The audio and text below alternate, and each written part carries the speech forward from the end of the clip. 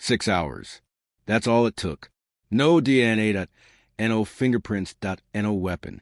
Yet before the night was over, a man had confessed to murder. Years later, investigators would admit something chilling. There was no evidence he committed the crime. Confessions are supposed to end investigations, but sometimes they create the wrong one. This is a story of how words, spoken under pressure, outweighed facts, evidence, and truth. This is Silent Witness Files. The crime scene offered more questions than answers. There were no signs of forced entry, and eyewitnesses and no surveillance footage. Investigators searched for physical evidence. They found nothing. But pressure was building from the public, from the media, from within the department itself. And when evidence fails, the tension often turns to the suspect. He was brought in the next morning.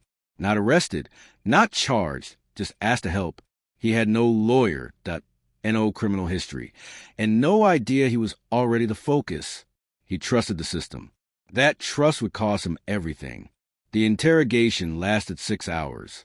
At first, the questions were calm, routine, almost friendly. Then they repeated again and again. Detectives told him they already knew what happened. They corrected his answers, suggested details.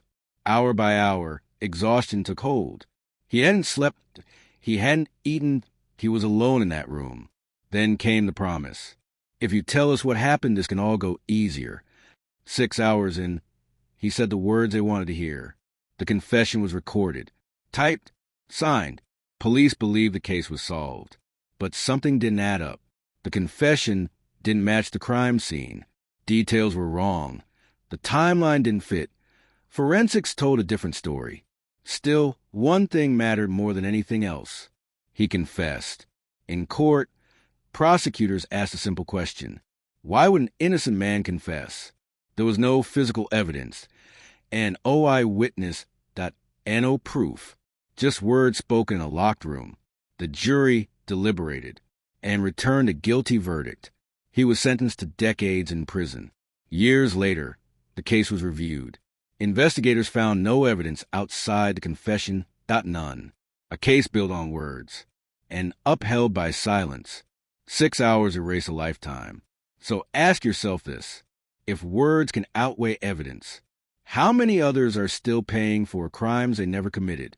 In the next episode, we examine how interrogations are designed to break innocent people.